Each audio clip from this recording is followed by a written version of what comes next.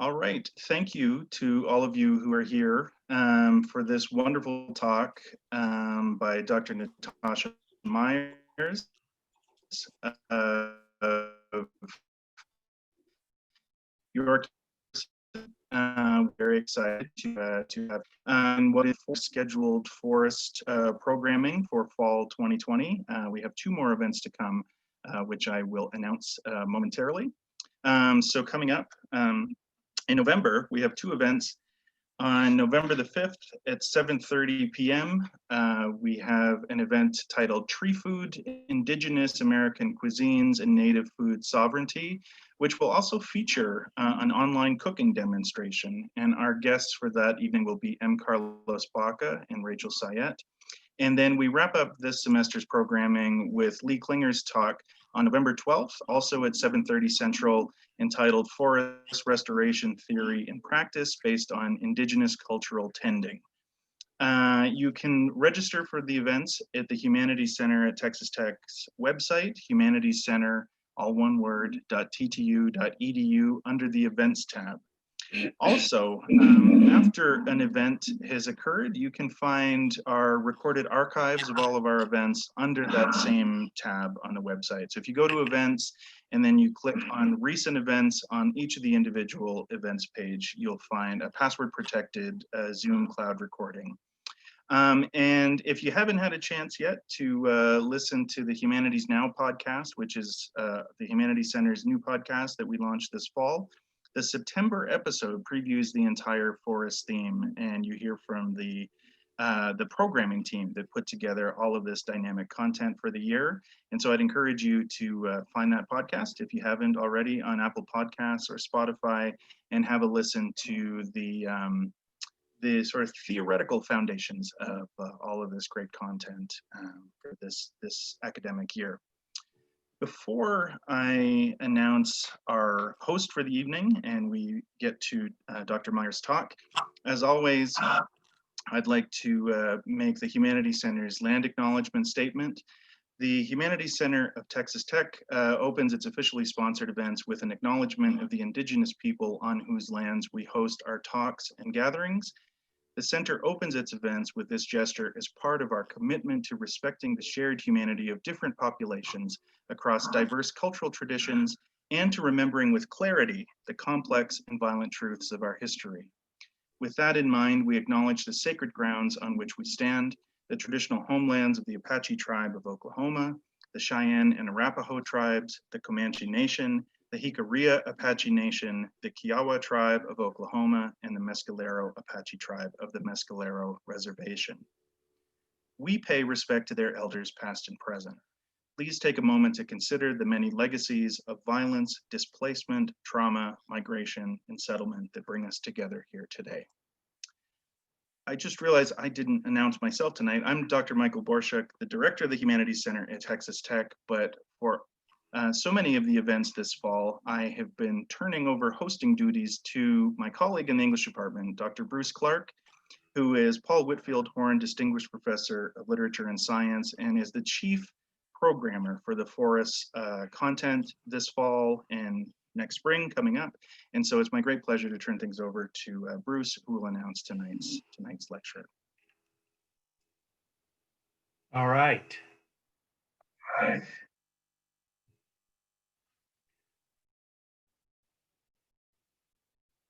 Okay. Let me recap the goals of the forest program, which is going on all this fall and on into the spring. Our goals this academic year is to be thinking about forests as broadly as possible, what they are, how they work, how they moderate climate at the planetary scale, and thus why their preservation truly matters. We'll be thinking with forests to consider how we modern humans, the occasionally irresponsible beneficiaries of forests, might learn from the trees and really all the plants.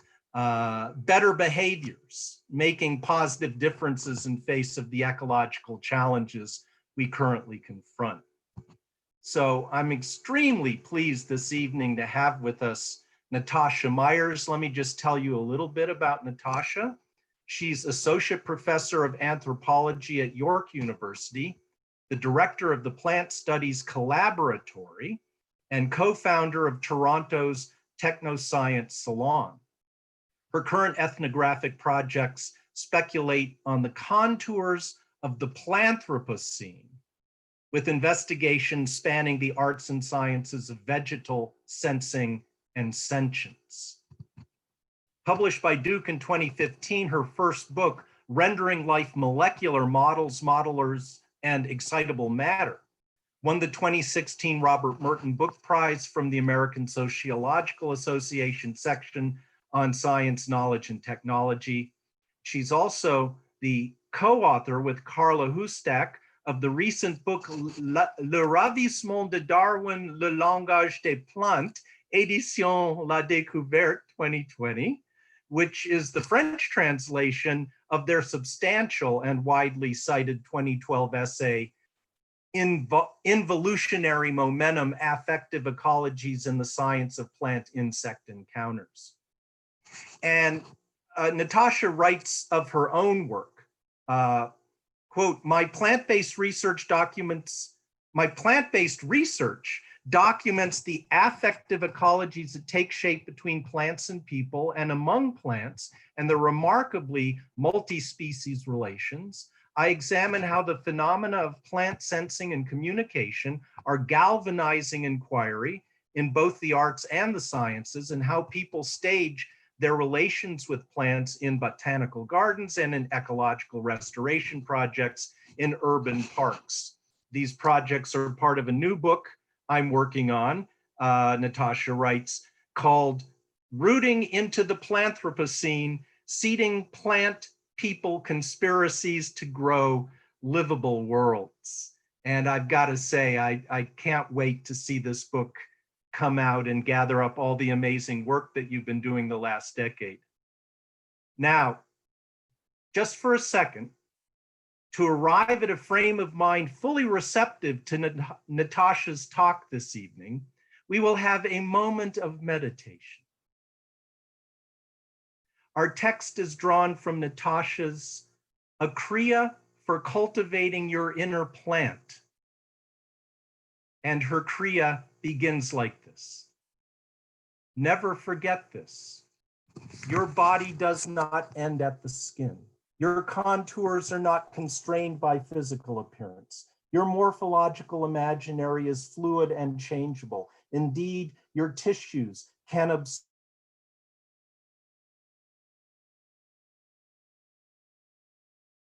mental images. Its reach extends through your entire sensorium simultaneously. Visual and kinesthetic. Imaginings carry an affective charge. They excite your muscles, tissues, and fascia, heighten or alter your senses. You can fold semiosis into sensation. Follow the plants. Let yourself be lured by their tropic turns, and you will acquire freshly vegetalized sensory dexterities. Tree pose will never be the same. Thank you. Thank you, Natasha. Natasha's talk tonight is called Becoming Sensor for a Planthropocene. Take it away, Natasha. Thank you so much, both to Bruno and to Mike, for this wonderful opportunity to share with you. And it's awesome to hear those words come through your mouth. And what a lovely way to begin. So I'm going to share my screen and just to bring us into the visual part of this presentation. I'm just going to find the... Great. Is that visible? Yep. Great. Wonderful. Okay, so I want to thank you, Mike, for your land acknowledgement, and I'd like to begin also with a land acknowledgement. So in this time of global reckoning with movements in defense of Black life and Indigenous resurgence, white settlers like myself are being asked not only to acknowledge the histories of the lands on which we have the privilege to live, but to ensure that these acknowledgements gain traction as action to support Indigenous sovereignty and Black lives. I live in Toronto, in Canada, a settler state with comparable, if distinct, histories of slavery and Indigenous genocide as to what has transpired in the US. My home is on the traditional lands of the Wendat, the Anishinaabe, and the Haudenosaunee people. The Mississaugas of the New Credit are the most recent traditional landholders. Toronto's lands are integral to the Dish with One Spoon Wampum Belt Treaty Covenant, a treaty that binds the Haudenosaunee Confederacy and the Anishinaabe Nation in shared responsibility to care for the lands in this region for future generations. These lands include oak savannas, ancient forest gardens and hunting grounds, whose oak trees and grasslands were the sites of subsistence, sovereignty, and ceremony for Indigenous people for millennia. I just provide this map here so you can see the contours of where these oak savannas used to be in the city. And I actually live just right here. Yes, you can see this little part here. So these lands are oak savannas. They depend on fire to regenerate, and Indigenous people brought fire to these lands to keep them thriving. Indeed, oak savannas that continue to stand in this region today are testaments to this legacy of Indigenous stewardship with fire. Remnants of these rare ecologies are scattered throughout Toronto, including those within the borders of High Park, the city's bustling 400-acre pleasure park 5 minutes from my home, which itself was built on raised oak savanna lands and Indigenous farms in the early 20th century. These lands continue to be significant sites for intergenerational teaching and ceremony for Indigenous people who live in the city today. I'm reminded by my Indigenous collaborators and colleagues here in Toronto that land acknowledgements must be expanded to implicate and obligate settlers to take action. What does this gesture of acknowledgement then compel for us to do? What are we compelled to do with these acknowledgements? Eve Tuck and Kay Wayne Yang teach us that decolonization is not a metaphor. It is about giving land back.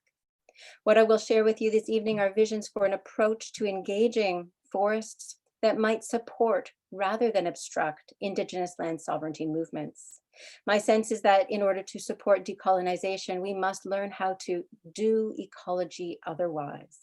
This means it is necessary to call out the colonialism of those ecological sciences that engage lands and forests, plants and trees as extractable resources. White settlers like myself have a lot of work to do on ourselves if we're going to become good allies to Indigenous resurgence and movements in defense of Black life. To start, it will take work to change how white settlers apprehend land. And I mean this in both the sense of how we perceive land and how we grab hold of land. If land remains for us alienable property and resource, bits of nature that we can measure, modify, and extract for capital, how are we going to appreciate the significance of land dispossession for Black and Indigenous peoples and be ready to act on the urgency of Indigenous land sovereignty and reparations for slavery? What would have to change in how we apprehend forests, in how we perceive them and intervene in them? My talk will address one of the obstacles my collaborators in Toronto's Indigenous land stewardship face in their work. And this obstacle could be called settler common sense.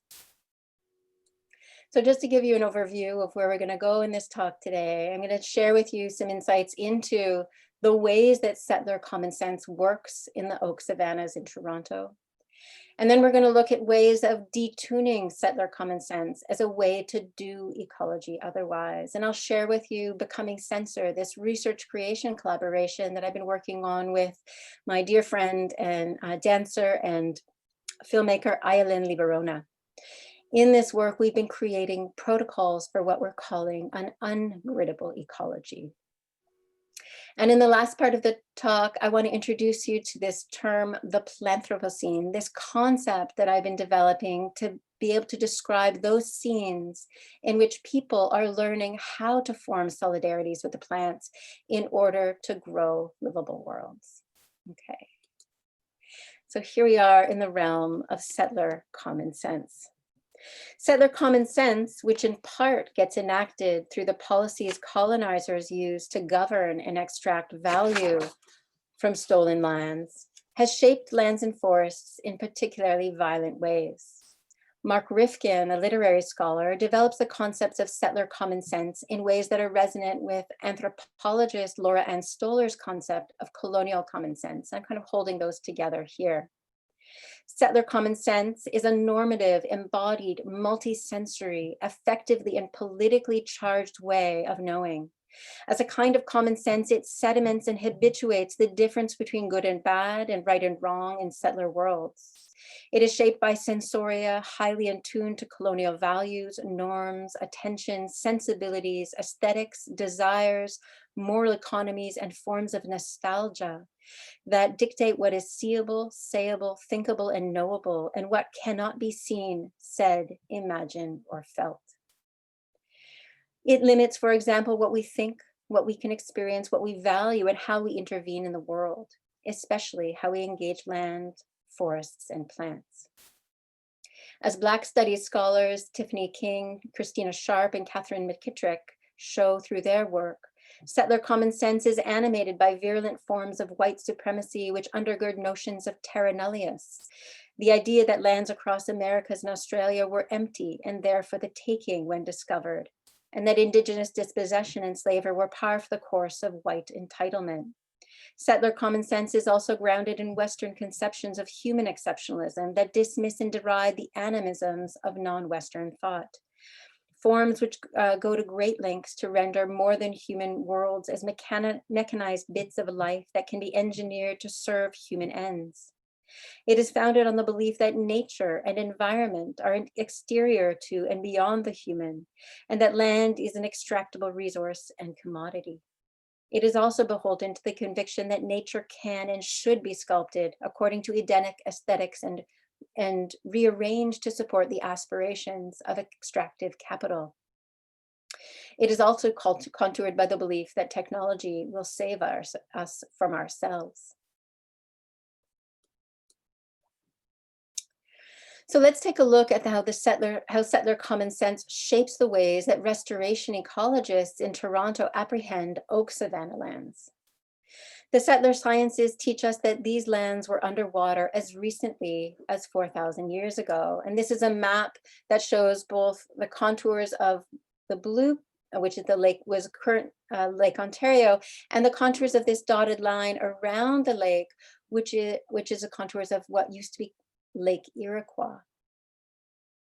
Ice, water, and wind are thought to have crushed rock to make silt and sand as the Great Lakes retreated to their current contours. They exposed great expanses of undulating sand dunes. These rolling sandy contours became the perfect environments for tall oaks, tall prairie grasses, and wildflowers to take root and grow. Ecologists understand oak savannas as transitional ecologies always on their way to becoming forest. Fire, they say, is needed to keep the oak savannas grasslands open, to distribute carbon, nitrogen, and phosphorus through the sandy soils, and to keep the oaks, whose acorns depend on fire for germination, regenerating. Oak savannas, they say, depend on natural wildfires, which are assumed to be ignited randomly by lightning strikes. It is only in recent decades that the lands in High Park were recognized as oak savannas, and that they needed fire if they were going to thrive. Conservationists now bemoan over a century of fire suppression policies across Canada and the extensive farming and development of these lands that have made it nearly impossible for these rare ecologies to regenerate. Restoration ecologists worry that these now endangered ecosystems will soon be lost to science. What they don't recognize is that fire suppression is and was colonial policy. Grounded in a kind of settler common sense, fire suppression is part of a land management regime that has enforced the dispossession of Indigenous peoples from their lands across Canada, effectively suppressing traditional knowledge of land care with fire. For the past 20 years, urban forestry have conducted prescribed burns in High Park. and other oak savanna remnants in the city. Insisting that their prescribed burns merely mimic natural wildfires, restoration ecologists' stories erase the role Indigenous people have long played in shaping these lands with fire. Urban forestry insists on this depeopled narrative, even as they expend great amounts of energy and labor to maintain these ecologies themselves, demonstrating how necessary people are to these lands.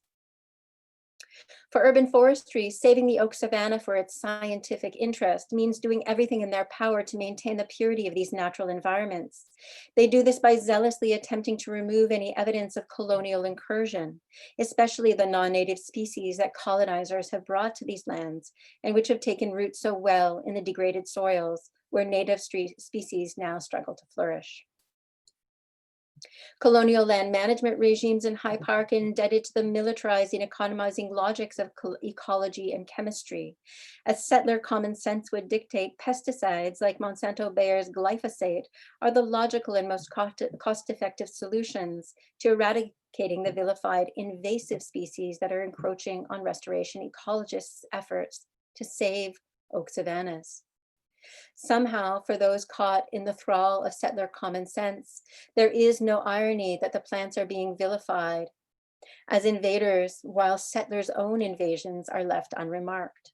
The violence of these rearrangements is heightened when it becomes clear that they are trying to erase evidence of colonial incursion with poison, while disavowing their complicity in Indigenous dispossession. Dispossession, it seems, has been infrastructured into land management policy through common sense, chemical dependent ecological restoration protocols. Their ecological sensibilities, shaped as they are by colonial aesthetics and values, inform how they decide who should live and who should die in an oak savanna.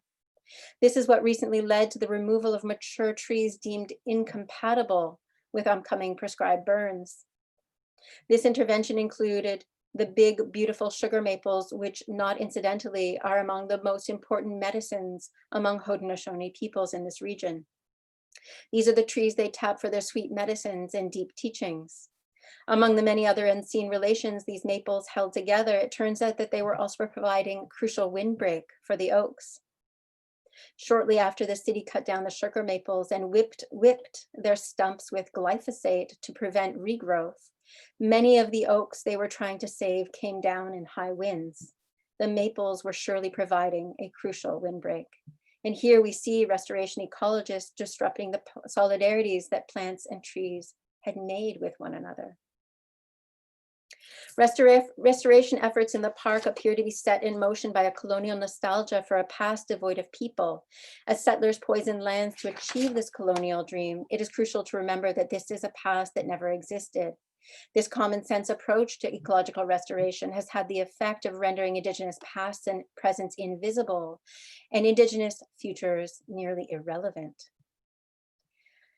If settlers would make space, there are many other stories to be heard about these lands and their relations. Indigenous scholars, activists, and artists are telling stories about these lands powerfully and demonstrating the remarkable forms that decolonization can take. The Taigon Historical Preservation Society is a collective dedicated to Haudenosaunee histories in High Park. It affirms the undulations in High Park's oak savannas lands are not merely sand dunes sculpted by water and winds. Many undulations in the land, they say, are ancient and sacred burial mounds that continue to be sites of ceremony. Indigenous stories affirm that fire is not just petroleum-fueled combustion. Bringing fire to land is a sacred responsibility. Moreover, an oak savanna is not just an aesthetically pleasing collection of rare plants. It is a nourishing and healing garden. Indigenous people worked with fire to transform these lands into sacred forest gardens and hunting grounds brimming with food and medicines. No one waited for lightning strikes. The fires were set intentionally and in ceremony. Oak savannas are thus not natures that science can save. And here's some images of some Indigenous led gardens that are near High Park right now on the Humber River. Oak savannas might best be understood by settlers through the entangled concept of nature cultures. This is a concept that Donna Haraway has developed in much different contexts, but which I've seen in this context be gaining a lot of traction. These are peopled ecologies that are shaped over generations of cultural practice. It is not possible to take people out of an oak savanna. It will cease to be an oak savanna. The forest will close in, the nourishing nut trees and medicinal plants will become scarce. There will be no room to grow corn, beans, and squash or tobacco. Indigenous people created the conditions for oak savannas to thrive as edible forest gardens, and their fires gave these lands their contours and significance. The remnant oak savannas that remain scattered across the city today are only here because Indigenous people cared for these lands for generations before colonization.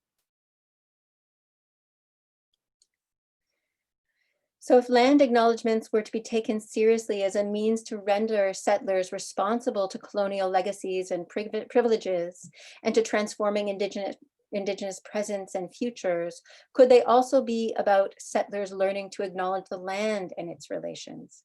Could land acknowledgement enacted more fully be a practice aimed at attuning settlers to land in a way that would help them appreciate the significance and urgency of Indigenous land sovereignty? To become better allies to Indigenous resurgence projects, settlers could start by forgetting everything we thought we knew about non-human lives and worlds. This takes serious work. We need to forget what we thought nature was. We need to forget how we thought life worked. And we need to forget too the naturalizing tropes that made us believe that living beings work like machines, or that forests perform ecosystem services, or that reproduction and fitness were the only valuable and recordable measures of a life. It demands cultivating new modes of embodiment, attention, and imagination, new ways of telling stories about lands and bodies. Tuning out or toning down sensoria that have been so well attuned to colonial norms could disrupt settler common sense long enough to encourage an opening, a shift, or a rupture that would allow other stories to flourish on these lands. Detuning settler common sense in these oak savannas demands sensitizing oneself to the power moves of a settler colonialism that has rendered more than human sentiences so illegible and so impossible to perceive. It calls on us to question our well-rehearsed retorts to the suggestion of more than human sentience. We are all familiar with that quick dismissal that chides claims about non-human sentience as primitive expressions of animism or anthropomorphism. Consider for a moment, however, that the very taboos against animism and anthropomorphism are grounded in colonial imaginations of nature and culture, and that this disavowal of non-human sentience is intimately bound up in colonial projects that have taken the shape under the guise of the ecological sciences. Consider how ongoing protests against the very conception of non-human sentiences risk recolonizing the past, reviving a colonial present, and ensuring that colonial rule over settled lands and bodies endures well into the future. It is crucial to make strange the ways that conventional ecology continues to be deployed not only to colonize land, but also to colonize our senses, how it continues to evacuate all other ways of knowing the living world, most especially those local indigenous knowledges that are attuned to the sentience of lands and bodies. Who and what do we engage when we acknowledge land? What modes of attention, what practices and attunements could bring us into responsible relation with these lands? And how could this work to help alter the ways that these lands are currently stored by settlers? Approaching plants, for example, as sentient beings worthy of address is a small but crucial step towards challenging colonial conceptions of nature. Understanding sentience as the property of any being that senses and makes sense of their worlds is perhaps a settler way of honoring without appropriating the traditions of this region's indigenous peoples who engage these beings on the land as their relatives. Since 2014, I've been examining how the settler sciences inform colonial forms of land management in Hyde Park. The space of critique, however, has its limits. I wanted to try my hand at doing ecology otherwise. What are the protocols and modes of attention that could render these lands in ways that don't succumb to settler common sense? I reached out to my long-term friend and dancer and filmmaker Ayala Liberona to launch a research creation collaboration that we have come to call Becoming Sensor. Drawing on techniques from art, ecology, and anthropology, Becoming Sensor offers a counterpose to the ways that restoration ecologists engage land. Becoming Sensor aims to invent protocols for modes of attention that could help us to become responsible to the lands. Indeed, over the years, the more time we spent with the land, it became more and more clear that our responsibility was to find direct ways to support Indigenous land sovereignty in High Park. I want to share with you a little bit about this project and a little glimpse into the remarkable collaborations that it has catalyzed with Indigenous people here in Toronto who are working towards taking leadership in oak savanna restoration. Our time in the oak savanna has inspired our efforts to invent protocols for what we're calling an ungrid-able ecology, one that is grounded in anti-colonial, queer, and feminist commitments. Becoming Sensor in this already sentient world, we are experimenting with modes of attention to learn how to pay attention to this land that has already been paying attention to all the transformations taking shape around it for so many years. Toronto's urban forestry team has put up signs throughout the park to mark monitoring plots where they have done ecological restoration work. These are sites to which park workers return once every few years to take photographs and record changes. We take seriously the idea that these monitoring plots are sites where we need to pay very close attention. And yet we begin from the premise that we are not the only observers on this land. What changes when we start from the assumption that we are being watched by the trees? What do the trees know? What if we learned how to listen? What stories might we hear them tell? Plants and trees are themselves remarkably sensitive sensors. How can our sensing practices do justice to documenting the beings and doings of an oak tree, let alone the vast numbers of trees and other creatures taking root together across this wide swath of ancient land? What we've been learning is that becoming sensor in the savanna demands subtle attunements of our always already synesthetic sensoria. As longtime dancers, our attunements to these lands are always already kinesthetically inflected and profoundly attentive to rhythm, temporality, momentum, and more than human movements of all kinds. Our protocols for this ungrid-able ecology are especially attuned to the bodies and movements of creatures around us, including the plants, trees, fungi, insects, birds, squirrels, dogs, and people, as well as all forms of living and dying, becoming and coming undone. If traditional nature photography captures living bodies and turns them into objects of scientific interest, the kinesthetic images that Eileen and I compose in the field render this world otherwise. We hack into our cameras to disrupt the conventional ecologist's desire to capture clean, clear, legible data.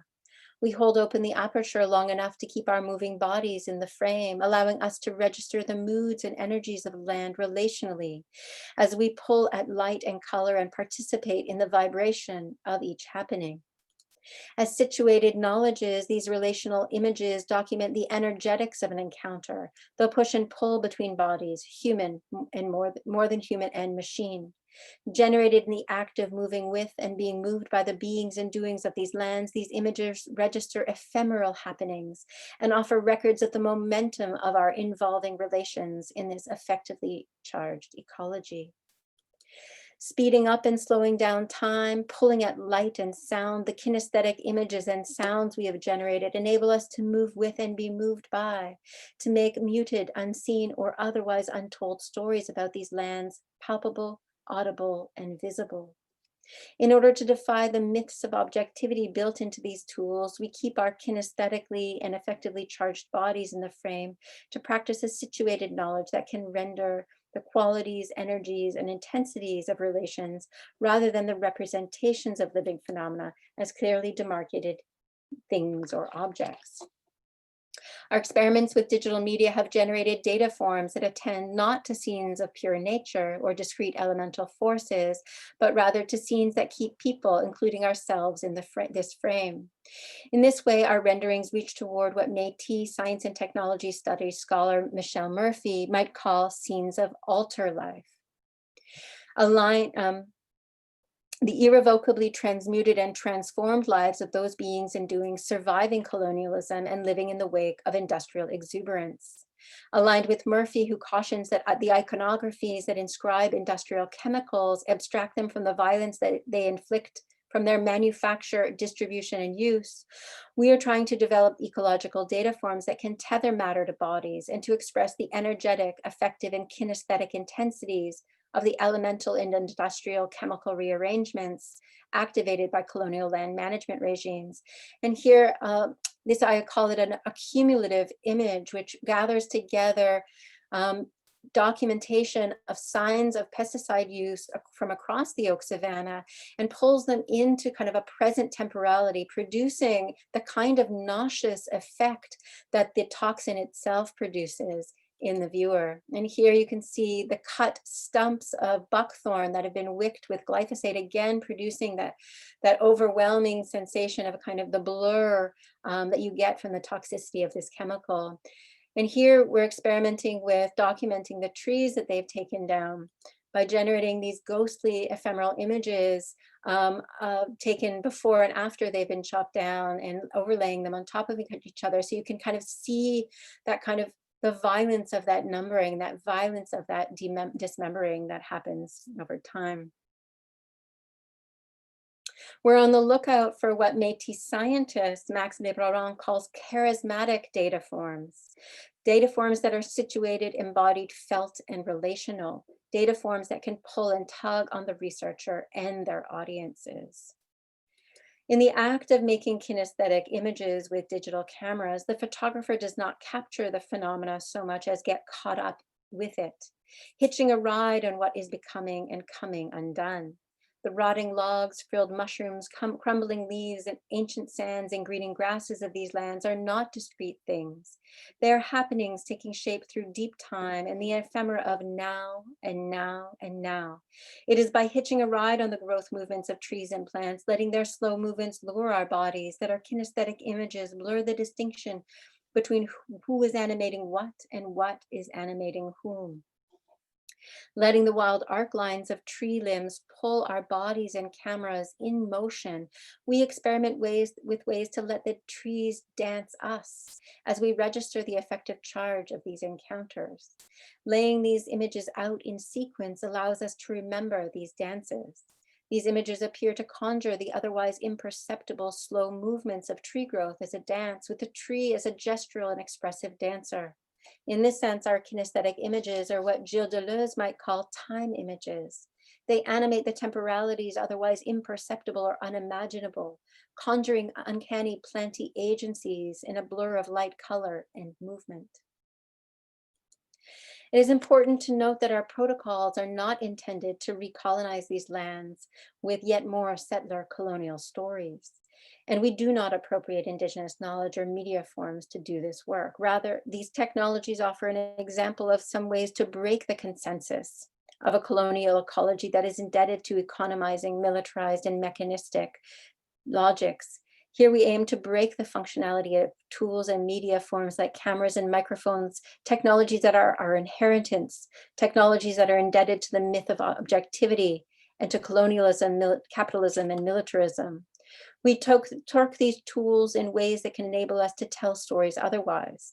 Our artworks in this sense aim to make some kinds of sentience palpable and meaningful to those of us caught in the thrall of the settler sciences. These protocols demonstrate how one might begin to refuse the colonial norms and logics of conventional ecology in order to open up to sensing more than human relations. In so doing, they aim to expand the discursive field in which stories about lands and bodies can be told. The aim is to make more space, to push up against the conventional ecological sensorium so that the settler sciences do not have the only or final say. In many ways, we have come to see the work of becoming censor as a necessary step in the work of rendering us responsible to the land. Indeed, by 2018, we were beginning to form a relationship with an Indigenous elder, and together with her, we helped support the formation of Toronto's Indigenous Land Stewardship Circle in 2019.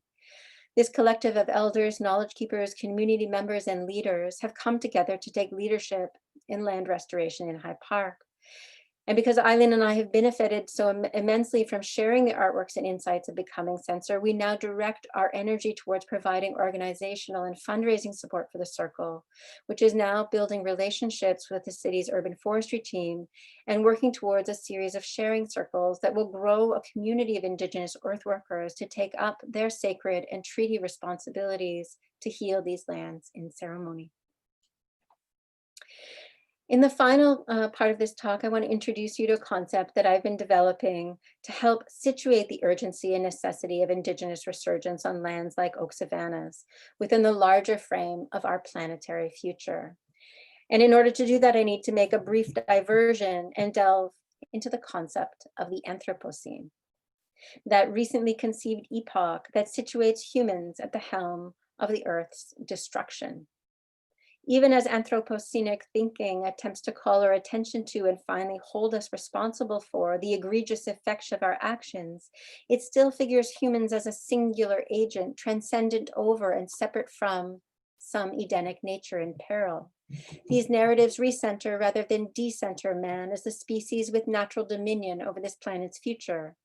Centering Anthropos as a singular liberal humanist figure also renders invisible the other ways of doing life. This lumps all humans together as if all peoples everywhere share the same destructive tendencies.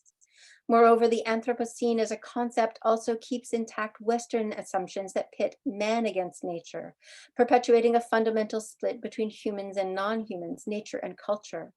In all cases, the Anthropocene's singular focus on human agency forgets both that we are not one and that we are not alone.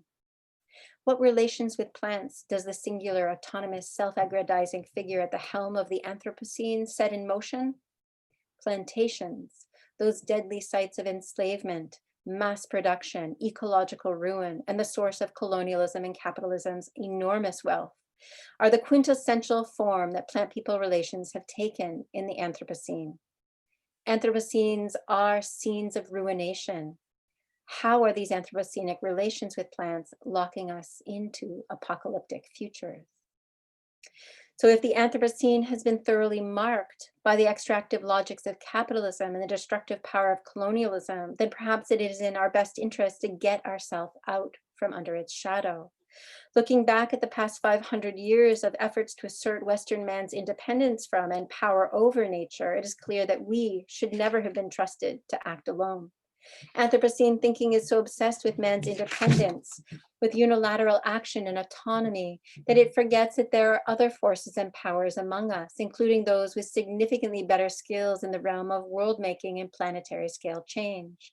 In some cases, these beings have had billions of years more experience than us, terraforming livable worlds. Consider the force and power of photosynthetic creatures, making this planet livable and breathable for the rest of us. Photosynthetic organisms form a biogeochemical force of a magnitude we have not yet properly grasped. More than 2 billion years ago, photosynthetic microbes spurred the event known today as the oxygen catastrophe, or the Great Oxidation. These creatures dramatically altered the composition of the atmosphere, choking out the ancient anaerobic ones with poisonous oxygen vapors. If we were to continue to fall into the trap of naming linear time-bound errors after singular agents, we might be rattled to think that we are living in the wake of what should have been called the phytocene. Photosynthesizers like cyanobacteria, algae, terrestrial plants, and trees are the planet's most powerful agents of elemental rearrangement. The science of photosynthesis, with its calculative metrics bent on extracting value from green beings, is too mired in the logic of naturalized capital. These green beings must be understood otherwise, that is, as practitioners of a kind of alchemical cosmic mattering. We think the plants can't move, but they reach across the cosmos, drawing the energy of the sun into their tissues so that they can work their terrestrial magic. Pulling matter out of thin air, plants must be understood as world-making conjurers. They teach us the most nuanced lessons about matter and mattering. More powerful than an industrial plant, communities of photosynthetic creatures rearrange the elements on a planetary scale. They know how to compose livable, breathable, and nourishing worlds. As they exhale, they compose the atmosphere. As they decompose, they matter the compost and feed the soil, holding the earth down and the sky up. They sing in nearly audible ultrasonic frequencies as they transpire, moving massive volumes of water from the depths of the earth up to the atmosphere. They cleanse the waters and seed the clouds. And for those caught in the thrall of an economy that fetishizes carbon, perhaps the most important art these creatures practice is sucking up with gusto the gaseous carbon emissions we humans generate so abundantly. To say that the forests and marine microbes form the lungs of the earth is an understatement. They literally breathe us into being. Plants are like their roots, entangling, nourishing, aromatic, sensitive, and sentient. Plants entice entire ecologies of other creatures to participate in their care and their propagation. They have the know-how to entrain others in service of their rhythms, wiles, and desires. All cultures turn around plants' metabolic rhythms. They are the substance, substrate, symbol, and sign of cultures and economies the world over. They keep everyone clothed, sheltered, nourished, pleasured, medicated, intoxicated, and adorned. Thinking with plants' remarkable world-making powers helps us to begin to disrupt human exceptionalism and appreciate how we humans are actually not autonomous beings. Indeed, a shift in perspective helps us see that we are not just in close relationship with the plants, rather, we are of the plants. We must learn how to work with and for the plants so that we can be nourished and clothed and sheltered and pleasured and healed without destroying the earth. And so if the Anthropocene names a time-bound era marshaled by humans bent on earthly destruction, I propose that we explore the contours of what I'm calling the Planthroposcene. Planthroposcenes are aspirational scenes, epistemes, and ways of doing life in which people learn how to form solidarity projects with the plants in order to grow livable worlds. So rather than circumscribing the terrors we face now, Planthropocene thinking is an invitation to root ourselves into a way of doing life otherwise. Planthroposcenes are activations of the radical political potential of the realization that we are not alone. These scenes displace the anthropos, that singular figure at the helm of the Anthropocene who appears so committed to apocalypse. With a planthropos, a symbiotically conjoined plant and people form in a planthropos, a symbiotically conjoined plants and people form a collective being that becomes the guiding figure for seeding livable worlds. Planthropos are committed to earthly survival for all. Indigenous people, healers, gardeners, herbalists, farmers, artists, scientists, architects, shamans, and others around the world attest that plants are not merely resources fueling economies, but co-conspirators in the urgent work of healing the ruins left in the wake of capitalism and colonialism. These people recognize that their futures hinge on the future of plant life. The Planthroposcenes that they are seeding invite us to imagine what life would be like if people's primary responsibility were to support plant life everywhere as a means to ensure that everyone, human and non, thrives. Planthroposcenes are the counterpose to colonialism's plantations and their industrial afterlife. Planthroposcenes are decolonial and anti-colonial projects. They take root in communities seeding forms of social and racial justice in their gardens, on their farms, in forests, wetlands, rivers, lakes, and oceans. These are scenes where people are working with plants as part of the effort of confronting the violences that white supremacy, slavery, and colonialism have wrought. Full-fledged Planthroposcenes hinge on land-based reparations, supporting Black and Indigenous people, making space for farmers and earthworkers to reclaim their relations with lands and the plants. Removing barriers to the solidarities that plants can form with their people is critical in the work of addressing racial injustice. The oak savannas in Toronto are in this sense ancient Planthroposcenes, scenes in which people learned how to work with fire in order to conspire with the plants and trees so that they could grow livable worlds. And these remnant oak savannas today are becoming new scenes of plant people solidarity and racial justice as Indigenous people reimagine the work of their ancestors to bring fire back to these lands in ceremony. in a really profound moment of Indigenous resurgence here in Toronto. And with that, I'd just like to close the talk. Thank you.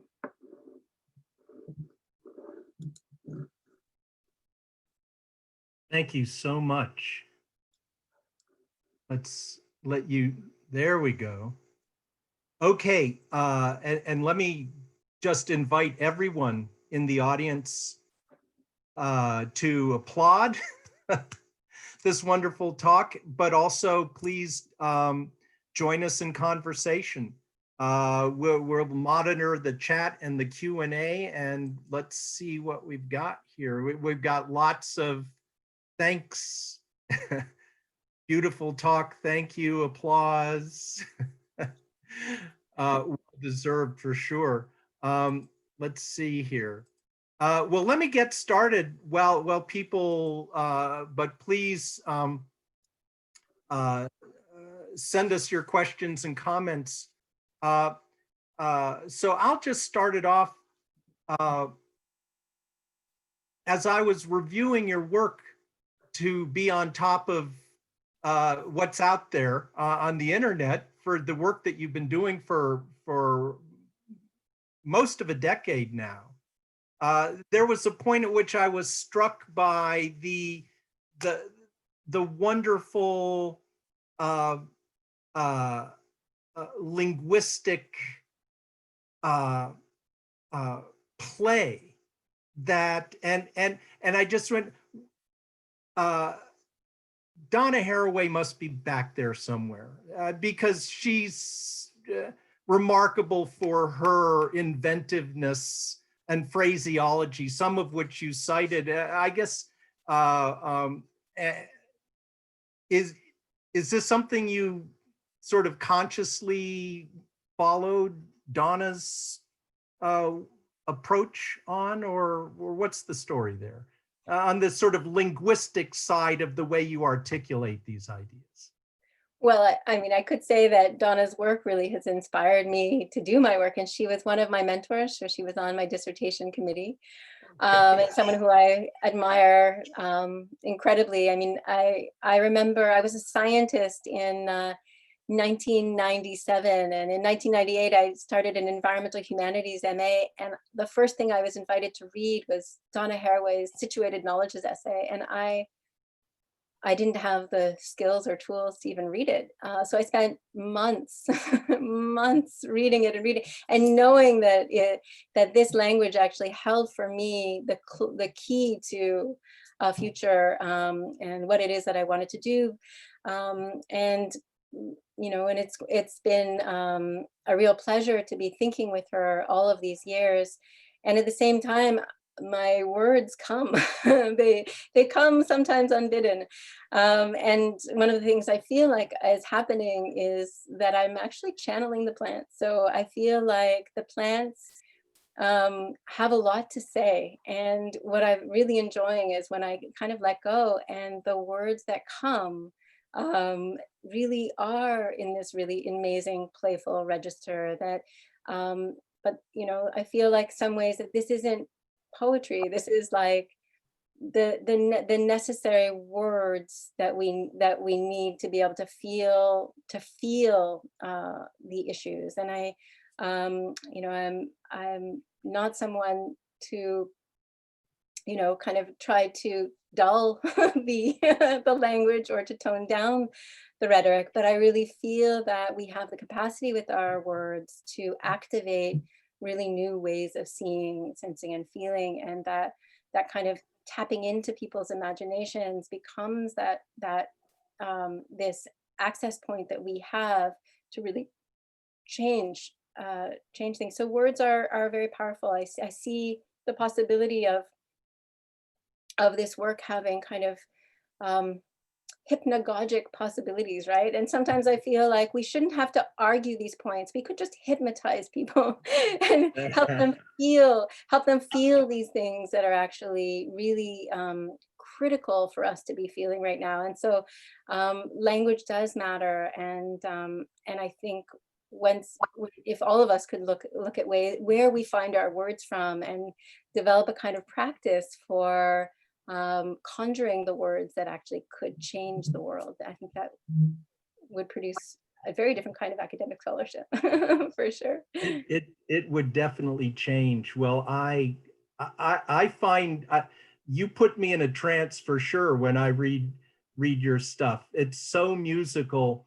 Our director Mike is a really fine jazz scholar, and it just made me think of that you found a way of riffing in a critical modality, right?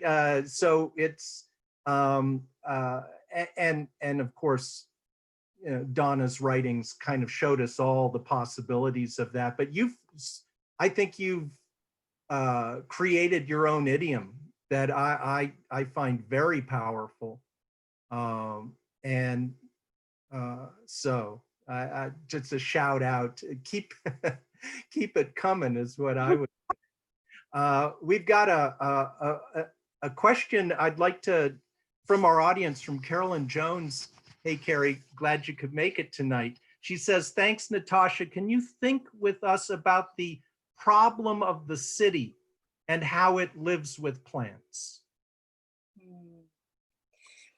And I'm going to imagine that that means that our cities have this idea that our cities have trouble accommodating plants, or the problem of plants in the city.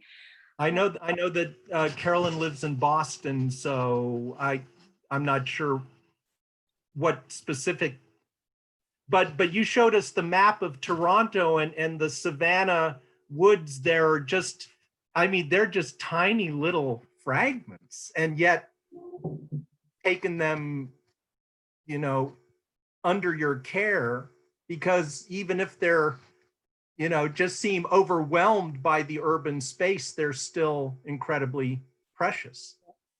So cities are really important places to think with, and I think it's you know, especially as we consider what it means to be designing cities, to be designing spaces. And something that I've thought a lot about is this effort that we have to sort of green our cities, right? This sort of sustainability aesthetic, which is produce this form of greening of the cities that is generally quite capital intensive, labor intensive, and intensive in terms of the efforts of care and upkeep for many of these things. And so kind of I'm thinking in kind of Planthroposcenic terms about what our cities could look like, what in turning our cities around from like the problem of how do we fit plants back in after we've, you know, poured concrete everywhere.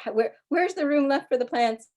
And this idea that we could learn to design not for the Anthropocene, right? Design not for, you know, perpetuating more of the same disaster, but if we were to design our cities for a Planthropocene, for this scene of staging solidarities with the plants, we would be able to sort of design our cities to create affordances for plants to take root and grow everywhere. Like, what if every surface were a place for a plant to take root? And what if we were able to, you know, instead of, you know, generating these, you know, giant industrial sort of green roofs, what if we were absolutely able to, or like these sides of buildings that are greened, you know, allowing, creating surfaces that allowed the plants to allured the plants to come there and to grow. And so I think there's a lot of work that people are doing right now in cities to try and, you know, literally crack open the concrete or remove their lawns, which are just, you know, the worst, the worst kind of plant life to support imaginable. And, you know, especially in a time of COVID, where so many people are forced to, you know, stay in one place for long periods of time, this incredible movement for gardens that has opened up in this time of COVID, and that have actually rearranged some of the kind of ways that people both feel that cities are keeping plants out. In fact, people are really learning how to bring plants in all kinds of ways into their lives inside of urban spaces. So I see a lot of kind of hope right now, especially with what I'm seeing happening in Toronto, with incredible leadership being taken in the creation of community gardens, in the creation of kinds of seed exchanges in incredible ways, that the density of the city actually could be generative for the kinds of sociality that we do need in order to care collectively for plant life.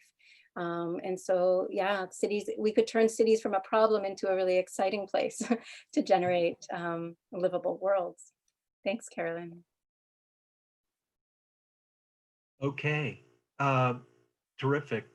Heather Warren Crow has asked, what is your investment in the scene-ic?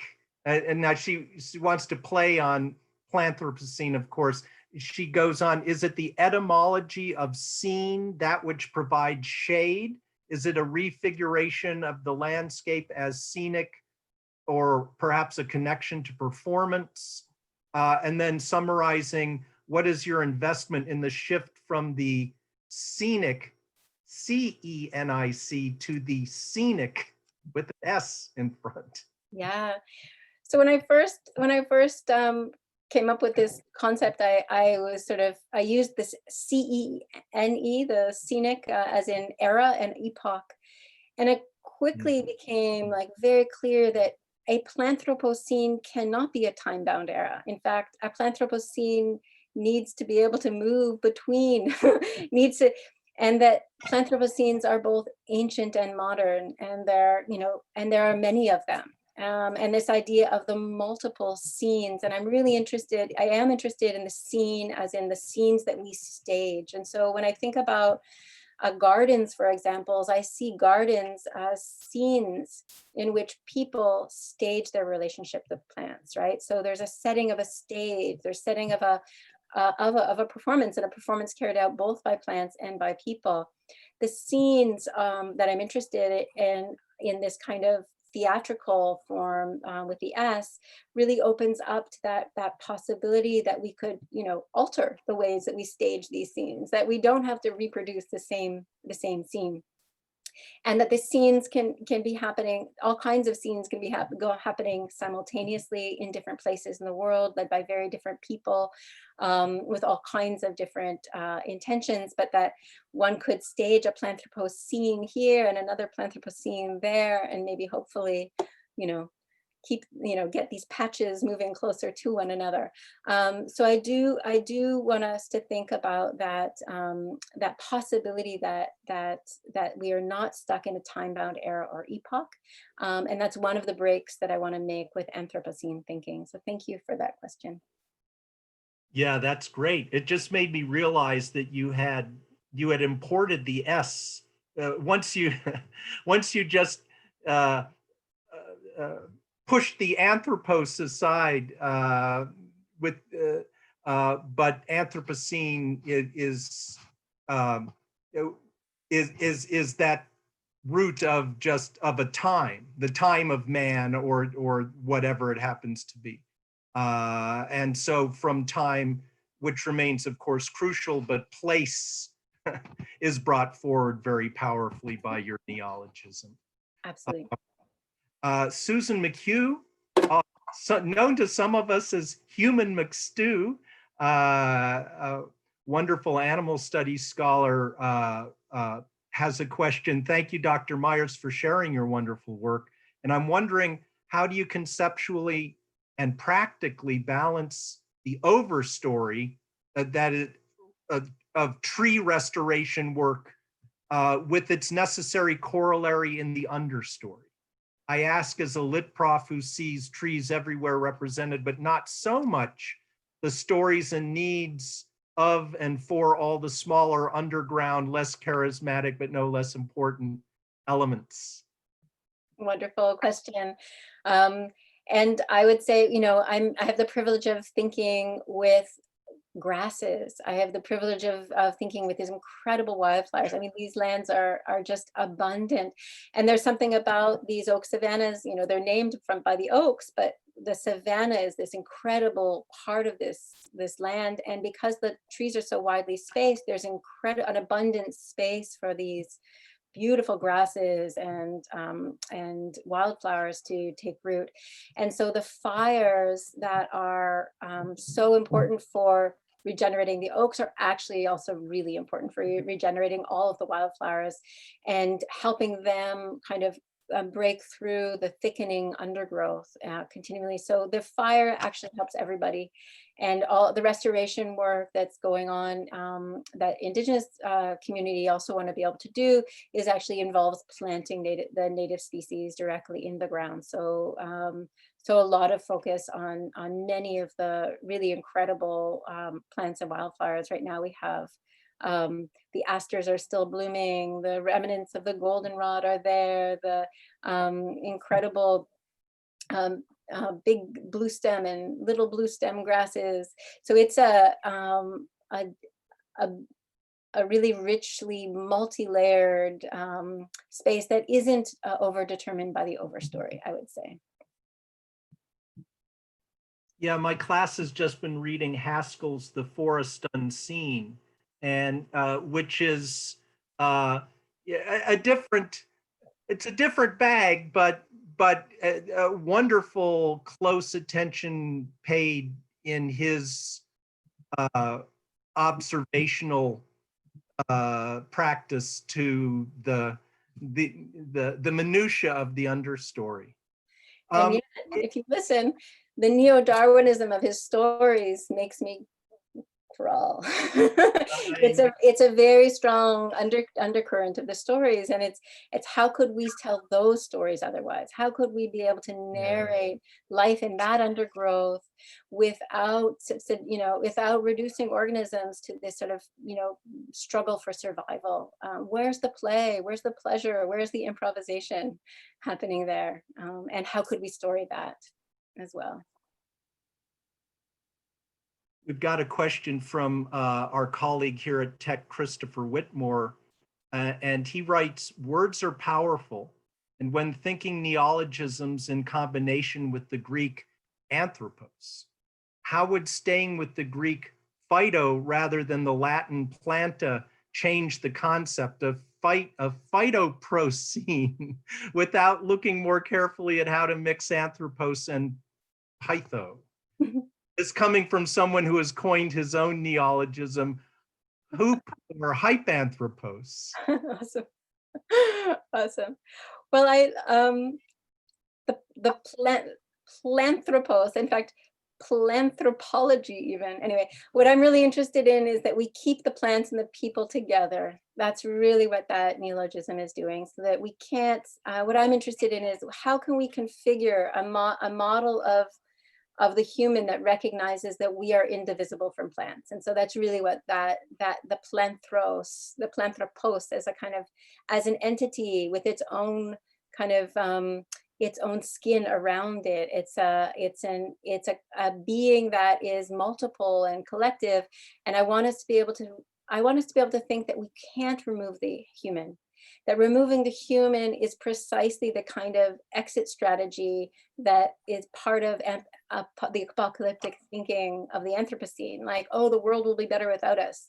Let's bring back the phytocene, right? And so the phytocene is really like, wow, that was a really violent time for most of the organisms that were living on Earth that weren't photosynthesizing. So, you know, the aim is not to have a singular figure at the helm of a new age, but actually to start to reckon with our inseparability, the implication of our being with plant being, so that, you know, how can we start to recognize that there's a plant growing in us, that the plants around us are already in us, that they've shaped our sense of taste, pleasure, aesthetics, all of our senses in all of these rich ways that we can no longer separate ourselves. So this is a kind of a speculative contouring, but one that could actually do really interesting work if it got us in service of taking care of the plants well. So now I see even further into the way that you've put the plant in front of the anthropos, but you've left it there as a portmanteau to insist, as you were discussing in these, when the indigenous peoples were tending to these scenes, tending these forests, they they were, you called it a peopled ecology. Did I write that down? Yeah. A peopled ecology, right? So it's not human ecology, which has been split off in the development of of ecology as a discipline, but we're all in it. We're all in it. And this is it makes a real distinction between the, you know, restoration protocols from the city are really about keeping people off the land. You know, they want to come in with chemicals because you would only have to come in once a year, you know, or once every couple of years. For Indigenous people, restoring the land means being in right relation. It means getting more people on the land all the time, tending the land, harvesting from the land, being in reciprocity with the land. So it actually is about more people on the land all the time. And it's a really different set of motivations. It's a really different set of, you know, it's not like, you know, when I talk to the urban forestry people, they're like, oh, you're here, you're document. We never get to see what, like, the effects of our work. And I was like, how can you not be coming here every day? This is a really, you know, so caring for these lands requires people. And I think it's a really beautiful model. The Oak Savannah is a really beautiful model of that kind of idea that land needs people, and that people need land and land needs people, and you can't separate them out. And if we treated our gardens like oak savannas, if we treated our other forests like oak savannas, it would mean engaging them in really different kinds of ways. We actually have a gardening question as a nice segue. Jane Toy writes, an observation from a lifelong gardener is how challenging it is to let go of the desire to control the plants we share our lives with. The gardener is the one being led rather than the one leading is a necessary shift. So much history of gardening stems from colonial patterns of dominance. Absolutely, Jane, absolutely. And this is, you know, and we have to be really aware of our aesthetic values, right? So all of this cleaning up the debris of our garden, cleaning up, you know, deadheading the flowers, like clipping and trimming all of those bushes. Every time we remove these elements from the garden, every time we try and get rid of the death and decomposition that's necessary for the plants, we're actually preventing those plants from being in relationship with their allies. So what would it mean to grow a garden as if it were a mode of more than human community service, right? This is like being in service of the plants and their allies. So this kind of deep way in which we would have to do it all very differently. What kinds of wild gardens could we grow that wouldn't break relations between plants and their allies? What are the gardens we can grow that could activate more of those relations? So absolutely. Kristen Hardy. Hi, Kristen. She writes, I'm curious about what you feel the implications of your Planthroposcene work may be for the university as an institution. I'm thinking about things like the colonial divisions of knowledge that become disciplines and departments, for example, and how could we start to work toward restructuring accordingly? Wow, that's amazing. Kristen, help me do this. This would be great. Right, what if we had a department, you know, instead of the ecology department here and the anthropology department over here and all these different, you know, this siloing of knowledge, I think is a really critical piece. I mean, the fact that this, you know, I was trained in science and as a biologist, and I was given like one elective. You know, so what would it mean to ensure that our scientists are trained in the humanities, but that also that this whole subject formation, the becoming scientist, is about being in good relationship with the world, or the becoming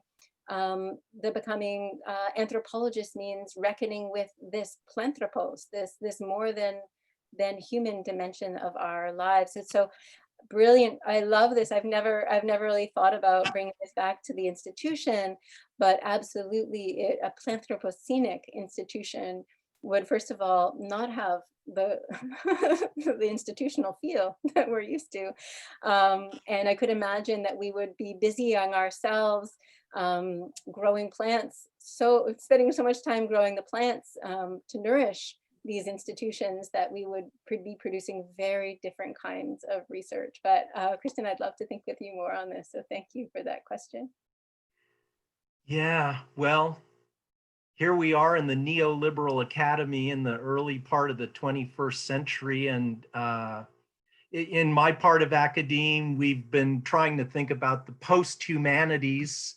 And I do interdisciplinary work with the base, and an English department is probably the best place that I could be to bring in all kinds of other stuff. But it's still a struggle to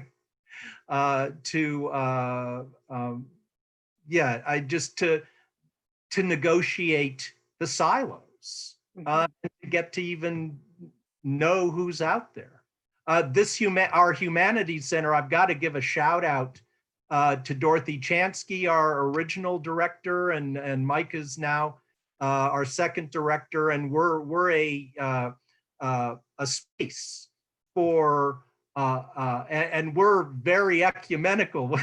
You don't have to be in history or philosophy or literature to come over to the Humanities Center and have a place to mingle, at least back when mingling was possible, and presumably it will be again. Well, this has been great. I wanted to, well, actually, this is a good segue, because as you know, I'm a scholar of Margulis's work and Lovelock, where they intersect on the Gaia hypothesis. And the academic apartheid is a constant complaint that they voice as they're trying to do this, as they're trying to bring about this new object of knowledge. You know, whatever you may think about its theoretical veracity, but still it takes a massive gathering up of multiple disciplines to even have a chance of wrapping your head around the planet. Exactly. And the sense that and the idea of a living planet that's been gradually taking root, and I certainly think of but you know, and after thinking about that for quite a while, I read the Overstory, and I was totally inspired by that, to just look around me and see the trees that I'd been ignoring all of my life. You had some very incisive remarks about the Overstory at the end of one of your interviews that I thought was, and I couldn't disagree, that when you said the plant people, they've been abducted by the trees, but they come to grief because they're stuck in the Anthropocene. Could I ask you to dilate on that? Because all my students are reading this novel right now, and will be writing about it. So I'd really love to draw you out on your critique, or just your observations on, but of course, the many wonderful things that novel can do as well. Absolutely. I mean, I really, I took a lot of pleasure in reading this novel. The scenes of the photography of this chestnut tree over the years conjured up so much of my own, the ways that I've been thinking about plants as these time bodies for, you know. And so here is this writer who produced these really profound stories of people who had been abducted by the plants. And I, you know, as someone who resonated, I was like, I know that myself and many other people thought, oh, he must know about us. he knows the stories. And this way that he wove the story with them, all these different people. But again, the story is, we are, you know, we're in a world where, you know, the last of the old growth is getting cut down, and people are chaining themselves to the trees, and really, I mean, it ends up in, you know, I don't want to give it away, but it doesn't end well. It doesn't end well. And I read that, and I, you know, in the end, and I just felt can't we tell a different kind of story? And the story itself is mired in Anthropocene logics. It's mired in the logic of capital. Capital wins in the story. The corporations that are, trying to keep logging win in the story. And so what I'm holding out for, and I'm very keen on the work of artists, writers, anyone designers who could design for a Planthroposcene, design and create a world where we could imagine the possibility of a livable world, of a scene that, obviously, sometimes these stories may not sell as well, right? They may not have that excite and appeal in the same way, but they could still be fabulous, because if we could conjure the possibility of a livable world in literary form, in artistic form, in all these ways, we would be moving away from that Anthropocene. And so I've been loving getting so much pleasure following artists who are staging Planthroposcenes in their work, like the Slovenian artist Spela Petric, who is designing vibrators for lonely potted plants that have lost their pollinators, right? So here you can see the ingenuity that it would take to be like, care about plants and what they feel like, and that those plants must be missing the buzz of those insect wings. They must be missing those pleasures. But it takes imagining that plants actually have pleasures and desires and hopes and dreams, right? So they're, not in those quite such ways, but so I'm interested in those art forms. And so when I finished reading the Overstory, which I truly enjoyed as a kind of novel, I felt like that the crush of an ending that left us mired in the end of times and at a loss and losing the battle of, to save the trees. And so I was like, can we get the next novel to be a I Planthroposcene? think he's working on it now. That's my the feelers I've put out tell me he's a sequel is on the way.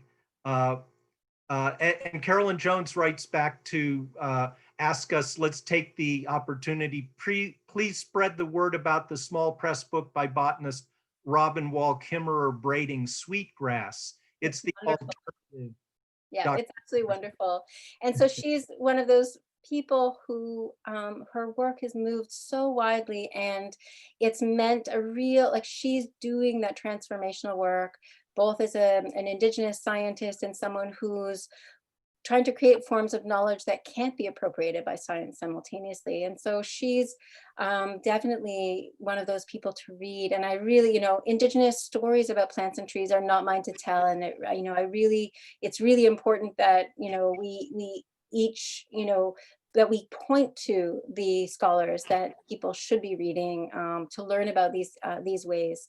But she's seeding a Planthropocene for sure in her work, absolutely. It was brought to my attention very recently in the McFarlane's chapter where he's hanging out with Merlin Sheldrake. I was going to ask you about fungus, but I think we're running out of time. But the Kimmerer's work comes up because of McFarlane's having read it, and he finds a term in her work called animacy, which I thought was just that's the word, or that is a word to be conjured with, animacy. And so I'm really concerned about the word animism and animacy, and I'm interested in animation and animism and all these things, but because from a colonial mindset, we've dismissed animism, we've dismissed animacy, we consider that a kind of primitive or childlike mode of thought. And so one of the things that I've been really interested in tracking are, instead of imagining that the people are out there animating the world, right? Like there's an active work of making animation happening, making animism happen. What if we stopped disenchanting the world, right? So Vincent Desprez, a really brilliant animal studies scholar, you know, her reading of my work has been really helpful because she's helped me see how, in fact, I'm tracking those people who are failing to disenchant the living world, failing to do the work of disenchantment, which is the mechanistic sciences. And so if we can start to reckon that, like, the world is already animate, like it just is, it's fully, and if we could hold ourselves back from crushing it with the mechanistic metaphors, with the efforts to pretend that things are not actually sentient conveniently, so that we, you know, we can use them. So all of these kinds of things. And so if it's not this kind of accusation of animism or animacy, but like, actually, we're just not going to do that work of disenchantment. We're just going to let the world be full of all of this, and so that we can sense it more fully. That's the kind of trick, I think, that we need to move forward in this time. Well, we're just about at 9 o'clock. Mike, we got a few more questions. Shall we let it roll just a bit longer? We could take two more questions, two brief questions. Yeah. Anonymous attendee asks, with aesthetic, how does one ethically buy and grow plants? I feel people are quick to buy tropical and exotic plants, but we don't know the capitalist roots behind them. I'm going to suggest growing plants rescued out of your compost. No. So this summer I grew cuttings of my carrot tops. I grew cuttings of little bits of cabbage, like just the little base of the cabbage. I grew cuttings of celery and onion tops, all of these things. And it was just like well, first of all, like rescuing plants from the trash, and then being able to produce a plant that my carrot tops served as this meal for days for a visiting swallowtail butterfly caterpillar. And so to imagine that we can like transform refuse into nourishment for these more than human beings is just amazing. Do not buy the tropical plants from the store. Get cuttings, share, like, so the idea of like sharing plants have this remarkable generous capacity of being able to lend parts of themselves to other projects. And so building communities where we can start to share seedlings with each other, start to share seeds with each other, start to share cuttings with each other. I get most of my plants are rescues from the street, which I pick up off the street and take years sometimes rehabilitating. So, but it does demand that we rethink the kind of consume, like Instagram is full of these ridiculous images of people and their plants, and it's all these like fancy little pretty little pots. And it, you know, growing plants doesn't need to be like that. Growing plants can actually be about getting dirty with them in the dirt, and participating in their care and propagation. So definitely consider other ways and other aesthetic forms. Great. I've got to give a shout out to Perdita Phillips, who must be coming in from Australia. Hello, Perdita. And she has just sent over a book recommendation for the kinds of stories that I think you want us to find and spread around. It's called Bruce Pascoe Dark Emu from Magabala Books.